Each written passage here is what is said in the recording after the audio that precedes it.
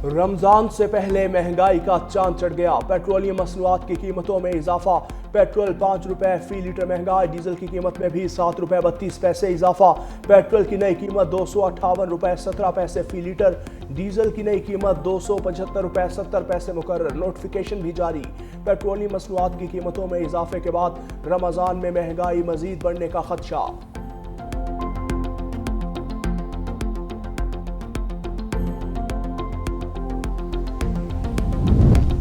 जिंदगी की गाड़ी पहले ही मुश्किल से चल रही थी, हुकूमत ने रही सही कसर भी निकाल दी। पेट्रोल की कीमतों में इजाफे ने शहरियों को अजियत में मुब्तला कर दिया। शहरियों का कहना है कि हुक्मरानों का रमजान से कबल महंगाई पैकेज हमेशा याद रहेगा।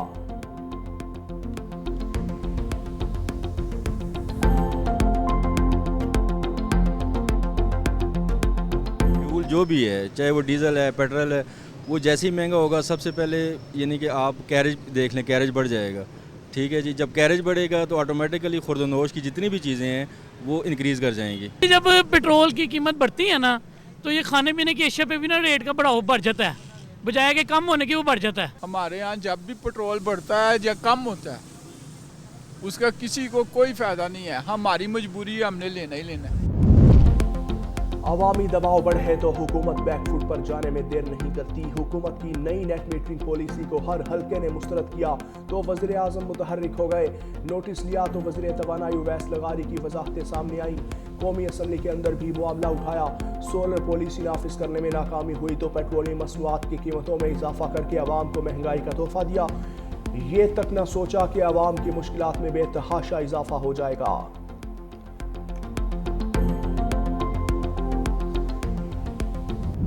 कौमी टीम ने एक बार फिर कौम के जज्बात पर पानी फेर दिया। भारत ने पाकिस्तान को 61 रन से हरा दिया।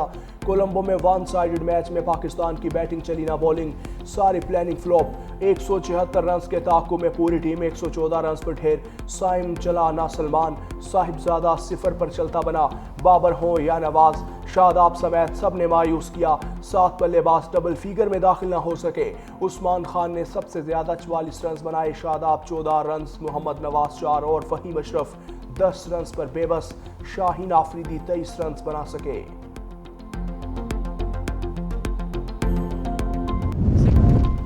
सुपर 8 में जाना है तो बुध को नमीबिया को हराना है। भारत के खिलाफ शिकस्त के बाद पाकिस्तानी टीम ग्रुप ए में तीसरे नंबर पर चली गई। अमेरिका की दूसरी पोजीशन, भारत की 6 पॉइंट्स के साथ सुपर 8 में एंट्री।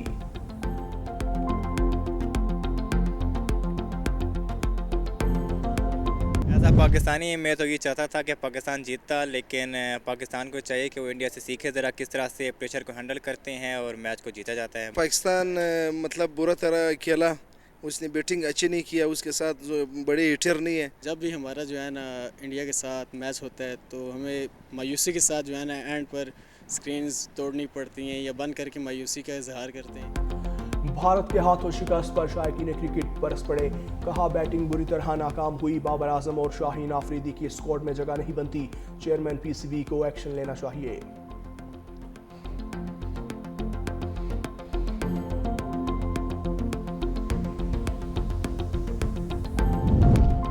वज़ीर आज़म शहबाज शरीफ का नया सिफारती मिशन 2 रोज़ा सरकारी दौरे पर ऑस्ट्रिया के दारुल हुकूमत वियना में मौजूद।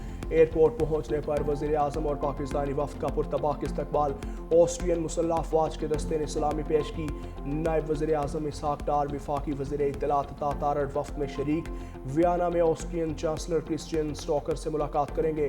कारोबारी अफराद के इजलास की मुश्तरका सदारत करेंगे। वज़ीर आज़म पाकिस्तान ऑस्ट्रिया बिजनेस फोरम में शिरकत करेंगे।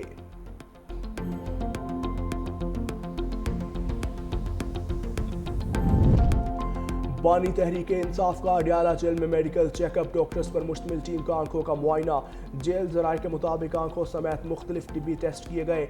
ज़राए के मुताबिक रिपोर्ट मुतल्लिका हुकाम को और साल आज सुप्रीम कोर्ट में जमा होगी। अस्पताल मुंतकिली का फैसला सुप्रीम कोर्ट के हुक्म के मुताबिक होगा। मेडिकल टीम ने इंतजार किया मगर पीटीआई क़यादत की नुमाइंदगी के लिए कोई न आया।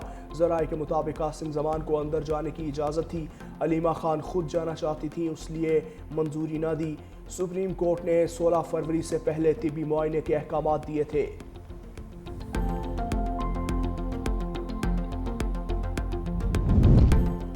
ابھی 1.5 سال ہوا ہے، مردوں کی طرح جیل کاٹو۔ صدر آصف علی زرداری کی نام لیے بغیر بانی پی ٹی آئی پر تنقید۔ رحیم یار خان میں خطاب کرتے ہوئے کہا عورتوں کی طرح رو کیوں رہے ہو، نیازی پہلے اپنے ٹائیگر کی بات کرے۔ 4 سال ہمیں کسی کام کا نہیں سمجھا، دشمن پاکستان کو مٹانا چاہتے ہیں، ہم بچائیں گے۔ جب وفاداری نہ ہو تو عہدہ نہیں رکھنا چاہیے۔ بے نظیر بھٹو کو واپسی سے روکا گیا مگر وہ شہادت کے لیے وطن آئیں۔ ہمیں گولیوں سے نہ ڈراؤ، ہم نہیں ڈرتے۔ بلوچستان کی معدنیات پر دشمن کی نظر ہے، وہ دہشت گردی کی سازشیں کر رہا ہے، ہمیشہ عام عوام کی خدمت کی سیاست کی ہے۔ کے پی ہاؤس کے باہر پی ٹی آئی نے دھرنا ختم کر دیا۔ وزیر اعلیٰ سہیل آفریدی اور علی امین گنڈا پور دھرنے کی جگہ سے واپس چلے گئے۔ دھرنے کی جگہ اور سڑک کو ٹریفک کے لیے کھول دیا۔ پارلیمنٹ لوجز میں بھی پی ٹی آئی کے ممبران قومی اسمبلی اور سینیٹرز کا دھرنا ختم۔ پارلیمنٹ ہاؤس میں اپوزیشن ارکان اسمبلی کا دھرنا جاری۔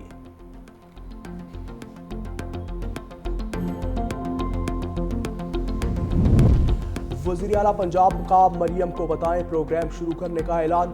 1 رمضان سے مستحق خاندان کو مالی امداد فراہم کی جائے گی۔ 24 گھنٹے میں 10,000 روپے دیے جائیں گے۔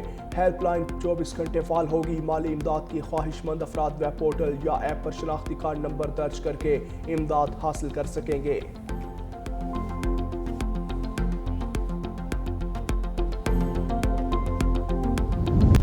بنگلہ دیش میں نئی کابینہ کل حلف اٹھائے گی۔ بنگلہ دیشی وزیر اعظم طارق رحمان کی حلف برداری کی تقریب میں شرکت کے لیے وفاقی وزیر احسن اقبال ٹھاکا روانہ۔ بھارت، چین، سعودیہ، ترکیہ اور امارات کے سربراہان بھی مدعو۔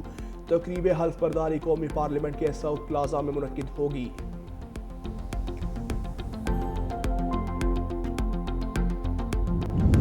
ایران امریکہ سے مشروطہ ایٹمی معاہدے پر رضامند۔ نائب وزیر خارجہ کا کہنا ہے کہ ایران ایٹمی معاہدے کے لیے سمجھوتے پر تیار ہے، شرط صرف یہ ہے کہ امریکہ پابندیاں ختم کرنے کی یقین دہانیاں کروائے۔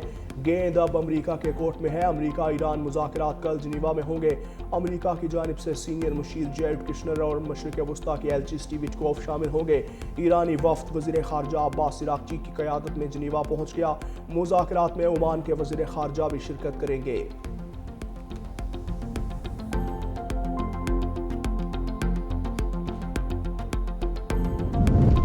ایرانی chief of staff major general Abdolrahim Mousavi نے امریکی صدر کی دھمکیوں کو مسترد کر دیا۔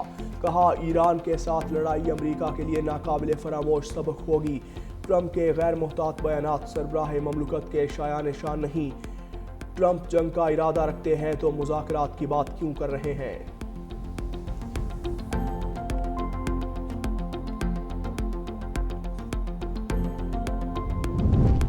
غزہ پر اسرائیلی دہشت گردی میں کمی نہ آئی۔ فضائی حملوں اور گولہ باری میں 11 فلسطینی شہید۔ خان یونس حملے کے 5 شہداء کے جثے خاکی ناصر میڈیکل کمپلیکس لائے گئے۔ جبالیہ کیمپ کے قریب بے گھر افراد کے خیموں پر بمباری سے 4 شہادتیں، متعدد زخمی۔